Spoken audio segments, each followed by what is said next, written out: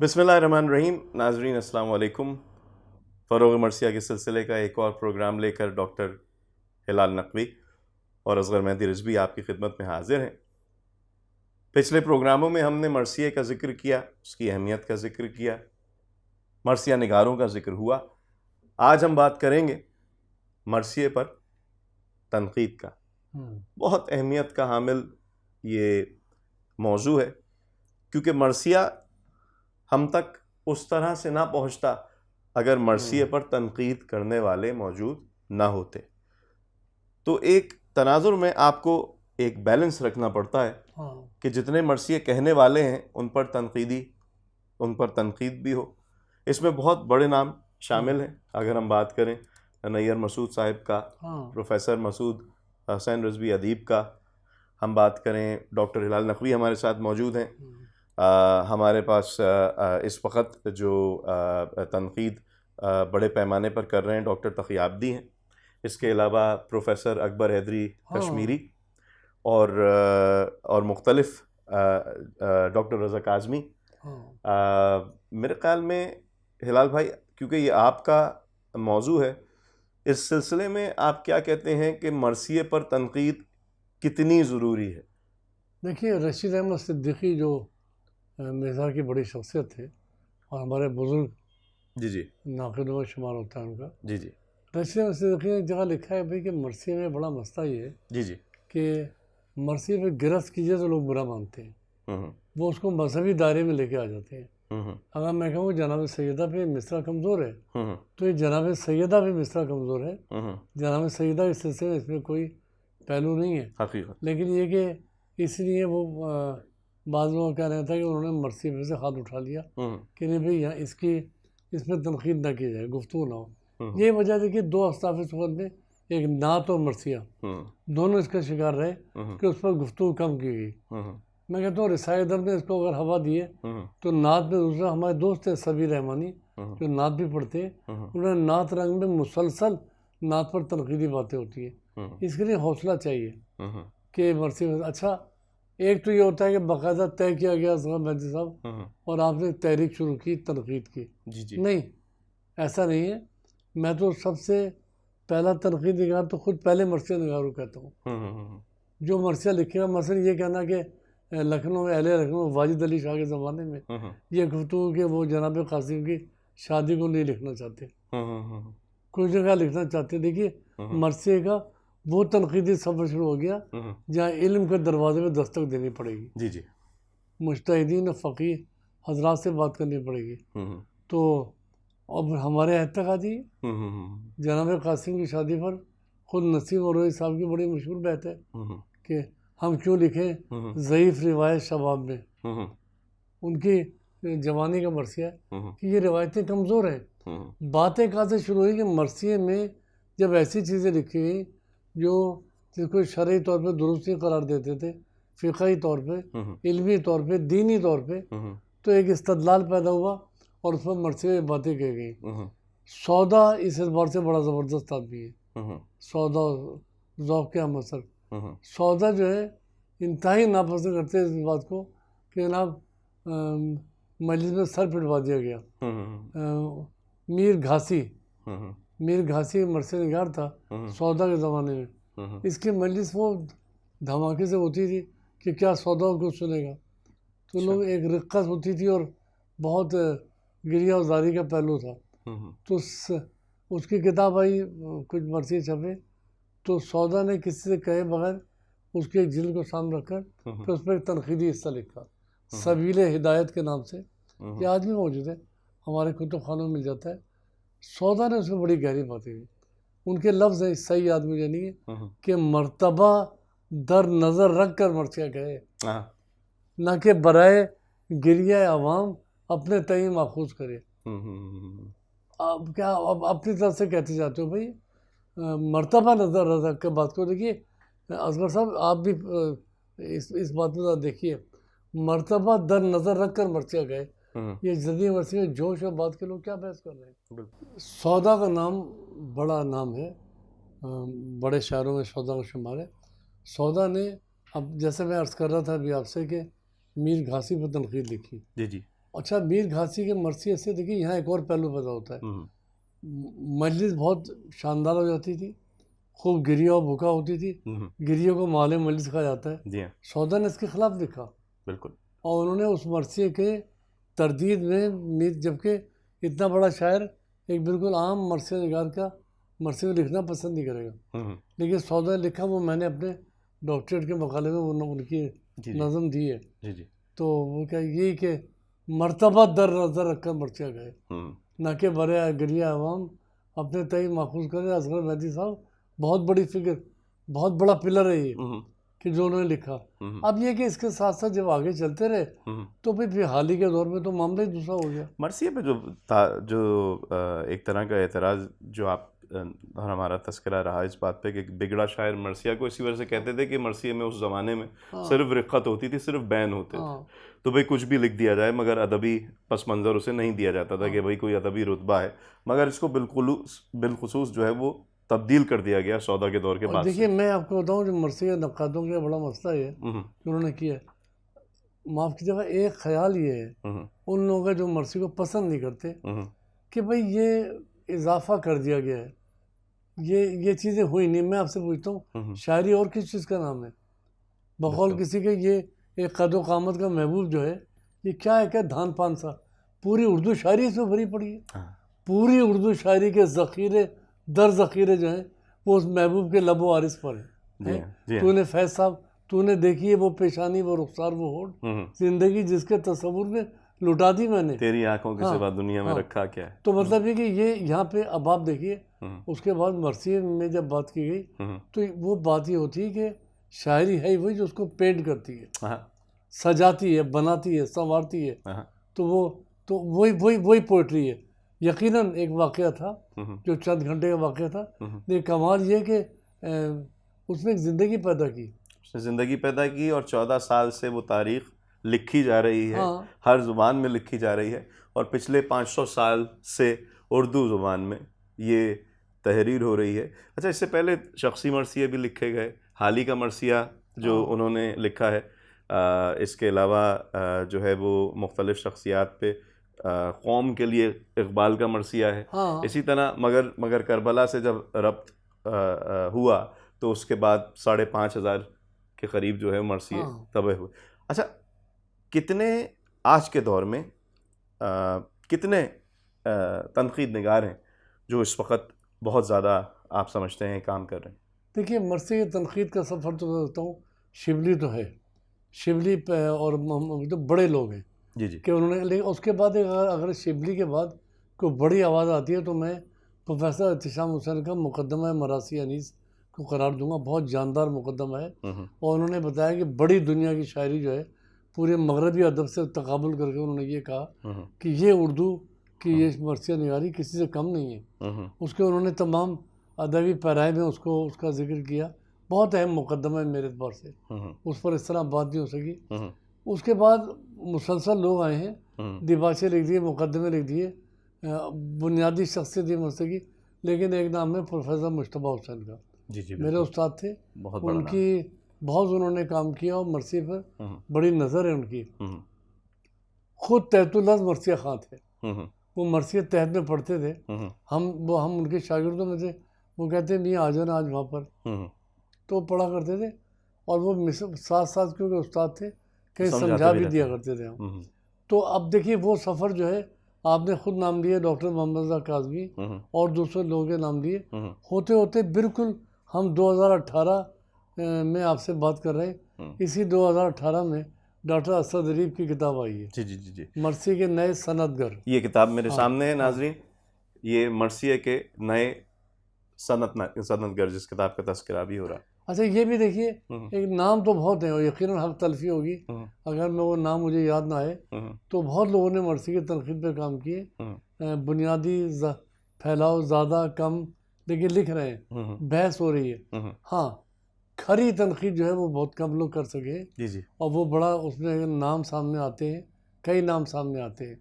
اور پھر ایک بات اور بھی ہے اصغر مہدی صاحب, ایک وہ ہے جو مستند مرثیے کے نقاد نہیں ہیں. میں مجتبیٰ حسین صاحب کو, احتشام صاحب کو مستند نقاد کہوں, احتشام صاحب نے خالی انیس پہ نہیں، انہوں نے بعد کے لوگوں پہ بھی لکھا ہے، اور مجھے یاد پڑتے شاید فاروق سیتا پوری پر اور آل رضا پہ بھی ایک جگہ انہوں نے لکھا ہے، تو ان لوگوں نے بعد تک بھی لکھا ہے۔ مستند ایک وہ ہے جو مستند تو نہیں ہے، نقاد تو مستند ہے، لیکن ایک بحث یہ ہوا کہ ہم نے وہی دماغ سوزی کی اور سر مارا کہ یہ لوگ لکھے، چنانچہ ڈاکٹر میری وہ انیس نمبر دیکھ لیجیے آپ، جی جی، اس میں ڈاکٹر محمد صدیقی، سلیم اختر، انور سدید، یہ سب عام ادبیات کے نقاد ہیں، لیکن یہ مرثی کی طرف آئے۔ تو مرثیے کی تنقید، جب بھی دیکھیے تنقید کی کتنی اہمیت ہے۔ میں ایک بڑے اہم آدمی کو کوٹ کر رہا ہوں، معتبر آدمی، ڈاکٹر صفدر حسین، جی جی وہ بالکل، لکھا ہے موازنہ انیس و دویز جب شائع ہوا تو اس کے پڑھنے کے بعد کئی لوگوں نے اپنے مرثیوں میں رد و بدل کیا۔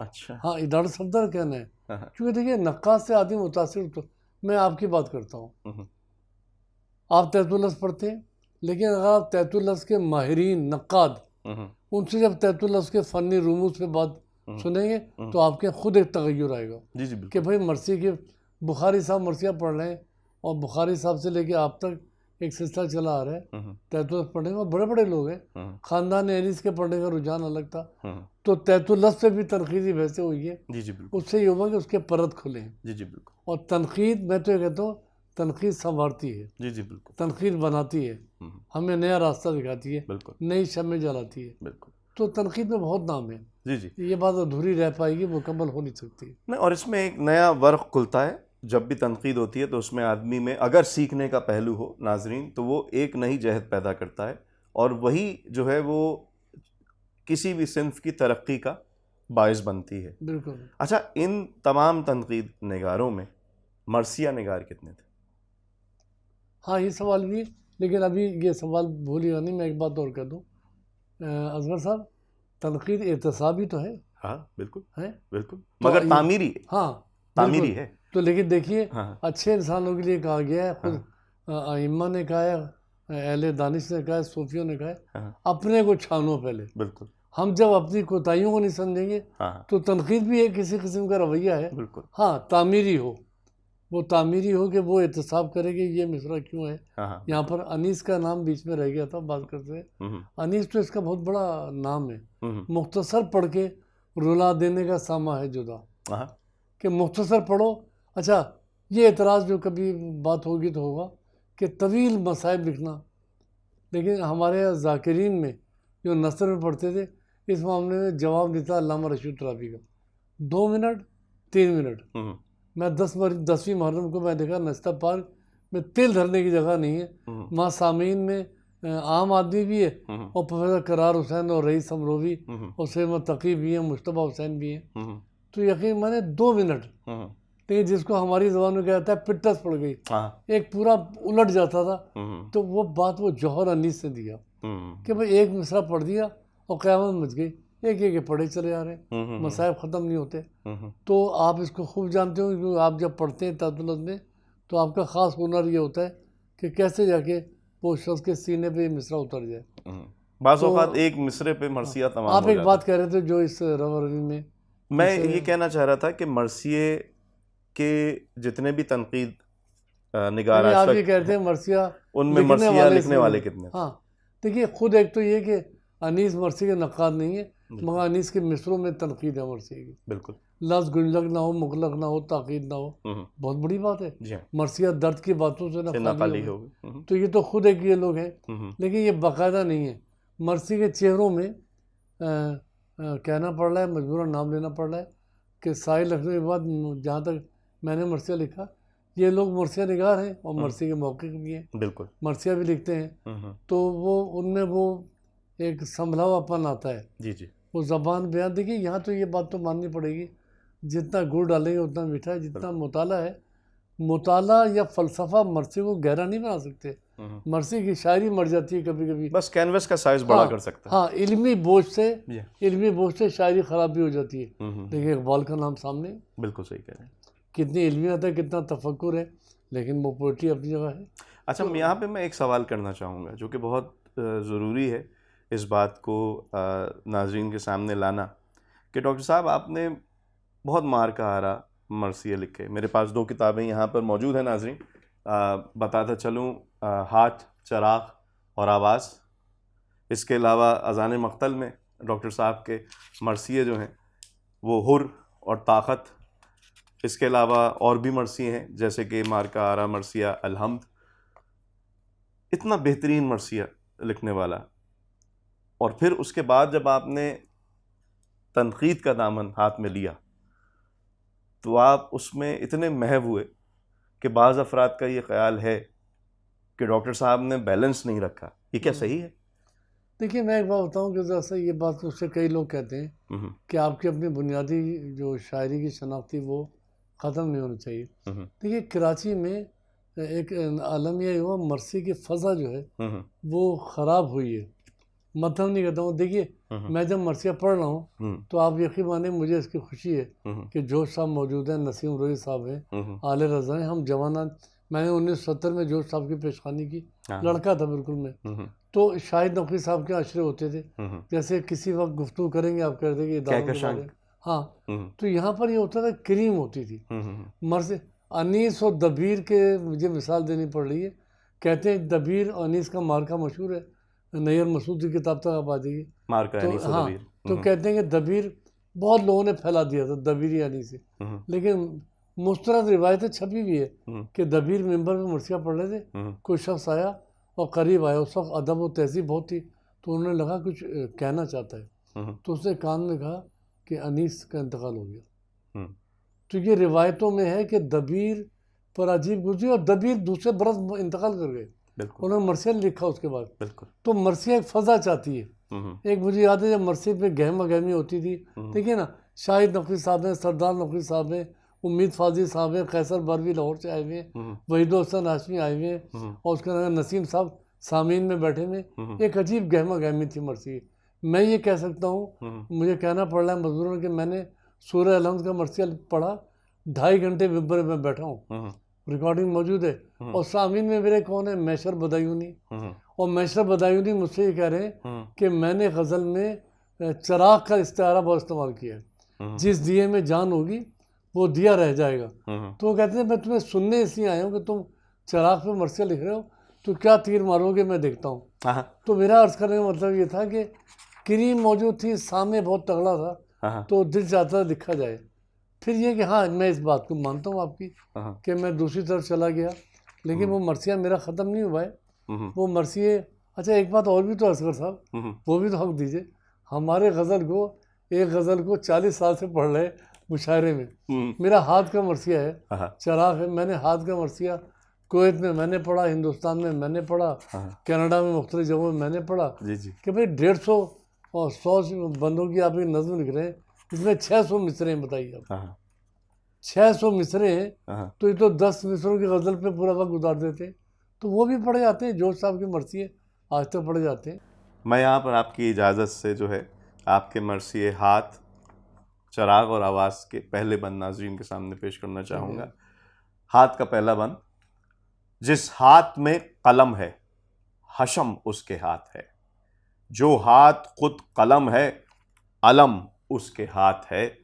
ہر عہد تشنگی کا تمدن لکھے جو ہاتھ، آثار و ارتقاء کا بھرم اس کے ہاتھ ہے. برہم کرے صفوں کو جو ترتیب کے لیے، وہ ہاتھ ایک سبیل ہے تہذیب کے لیے. بھائی کیا کہنے ہلال بھائی. اور چراغ کا پہلا بند کہ روشن قطع مسافت شب ہے چراغ سے، تیرا شبی ستارہ لقب ہے چراغ سے. اس کو ملی جو راہ کشائی کی منصبی، خود آفتاب راہ طلب ہے چراغ سے. کیا مصرع ہے یہ. پیش رو جو قافلہ خوش نسب میں ہے، عکس طلوع فجر بھی اس کے عقب میں ہے. کیا کہنے ہلال بھائی ماشاءاللہ. یہ کہنے کا سوال پوچھنے کا مقصد میرا صرف یہ تھا کہ ناظرین بھی اور آپ کے چاہنے والے بھی اور مرثیے سے محبت رکھنے والے یہ ضرور چاہیں گے کہ ڈاکٹر ہلال نقوی کا قلم جس طرح تنقید میں رواں ہے اسی طرح مرثیے میں بھی رواں ہے. مگر ایک بات یہ اصغر صاحب، ایک بات تو ماننی پڑے گی. یہاں پہ ایک بات پیدا ہوتی ہے کہ تنقید نگار بہت، یہ ایک نیا بحث ہو گئی اچھا شاعر اچھا تنقید نگار ہو سکتا ہے، یہ بھی بہت بحثیں ہوئی ہیں. جیسے یہاں پہ ایک گفتگو کی آتی تھی، ہمارے دوست تھے شاعر بلکہ ہمارے سینئر آدمی عبید اللہ علیم، جی وہ کہتے ہیں بھائی یہ تیسرے آدمی کی ضرورت کیا ہے. ہم کہتے ہیں تیسرا آدمی کون ہے؟ وہ کہتے ہیں نقاد. تو میں نے کہا دوسرا آدمی کون ہے؟ پہلا. کہ پہلا آدمی شاعر، دوسرا سامع. اس کو ہٹاؤ، ہمیں تنقید نگاری کو ضرورت نہیں ہے، یہ اپنے پیمانے بنا لیتا ہے. تو اچھا دیکھیے، اچھا شاعر اچھا تنقید نگار کیا کرتا ہے؟ تنقید نگار نظر رکھتا ہے نا، بالکل اس کی باریکیوں کو جانتا ہے. بالکل. اب میں ایک بات کہہ رہا ہوں، ضروری نہیں کہ وہ باریکیوں کو جاننے والا مرثی میں اس سے فائدہ اٹھا سکے. اب ایک بات کہتا ہوں، انتہائی اچھی کمنٹری کرنے والا کرکٹ پہ بیٹ پکڑنا نہیں جانتا، بالکل ہے نا، بالکل لیکن بہت اچھی وہ کہہ دے گا. بالکل. وہ جو ہے وہ کرکٹر سے کہہ دے گا دیکھو تم یہ کرو، تمہیں اس طرح کرنا چاہیے. لیکن یہ کہ وہ کھیلنے والے جانتا ہے کہ وہ کیسے کھیلے گا. تو اچھا تنقید نگار اچھا شاعروں کو ضروری نہیں ہے. بالکل صحیح. اور وہ یہ بھی کہا گیا، اور جوش صاحب بھی کہتے تھے کہ صرف شاعر ہے جسے شعر پر تخلیقی آدمی ہونا چاہیے جو شعر پہ تبصرہ کرے. یہ جو موضوع طبعاً اسے کہ حق پہنچتا ہے کہ وہ شعر کو پہ تبصرہ کرے. تو میرا مقصد یہ تھا، یہ ضروری نہیں ہے کہ اچھا نقاد اچھا شاعر بھی ہو. یہ کئی مرتبہ بات کہی گئی ہے. ہم کبڈی کھیلنا نہیں جانتے، لیکن آپ یہ کہہ سکتے ہیں بھائی دیکھو اس نے یار یہ داؤ غلط لگایا، اگر یہ یوں کرتا تو بہتر ہوتا. کھیلنا نہیں جانتا، لیکن ہاں وہ اس کو نفاست دیتی ہے. کیونکہ دیکھیے تنقید میں مطالعہ وسیع ہو جاتا ہے. بالکل. آپ کو اگر پورے عالمی ادب کی خبر نہیں ہے، مجھے یہ معلوم ہونا چاہیے کہ جرمنی میں کیا مرثی لکھے گئے، بالکل. یورپ وہ لوگ اپنے کلچر کے اعتبار سے کیا مرثیہ لکھتے ہیں. اور آپ نے ایک بات جو کہی تھی نا کہ اس سے جو تنقید نگاروں نے بحث کی ہے، وہ کہتے ہیں مرثیہ صرف وہ ہے جو کربلا سے مخصوص ہے. لیکن مولانا الطاف حسین حالی نے جب شخصی مرثیہ لکھا تو وہ اس سے ہٹ گئے. ہمارے اس اعتبار سے صرف ایک نام بہت بڑا ہے، نصیر مولوی. انہوں نے آقائے مسلم حکیم طباطبائی پر، علامہ رشید تراوی پر، سید آل رضا پر، جوش ملی آبادی پر، ناصر ملت صاحب قبلہ پر، یاور عباس صاحب پہ، ان سب پہ ان کے مرثیے ہیں جو شخص. لیکن یہ تنقید نے ہماری کھڑکیاں کھولی ہیں اور ہمیں اس طرف مائل کیا ہے. ناظرین، جس طرح مرثیہ نگار اور سامع مرثیے کے لیے ضروری ہیں، اسی طرح تنقید نگار کی بھی بہت اہمیت ہے. پچھلے 500 سال میں لکھے گئے مرثیے ہم تک شاید اس طرح سے نہ پہنچتے جس طرح ہمارے تنقید نگاروں کی محنت کے سبب پہنچے. بالکل. ایک مثال دینا چاہوں گا، عبدالرؤف عروج ایک صحافی اور ایک مرثیہ نگار، مگر ان کی اگر آپ کتاب پڑھیں اردو مرثیے کے 500 سال تو ایک طرح سے احاطہ کیے ہوئے ہے تمام کے تمام دوروں کا جو کہ مرثیے نے دیکھے. اور یہی وجہ ہے کہ مرثیہ آج اس حیت میں، اس حالت میں ہمارے پاس موجود ہے. تو جہاں جہاں مرثیہ نگار کو سراہیے، وہاں وہاں کوشش کیجیے کہ تنقید نگاروں کو بھی سراہتے رہیے. انشاءاللہ پھر ملاقات ہوتی ہے اگلے پروگرام میں ڈاکٹر ہلال نقوی کے ساتھ. پھر حاضر خدمت ہوں گے. خدا حافظ.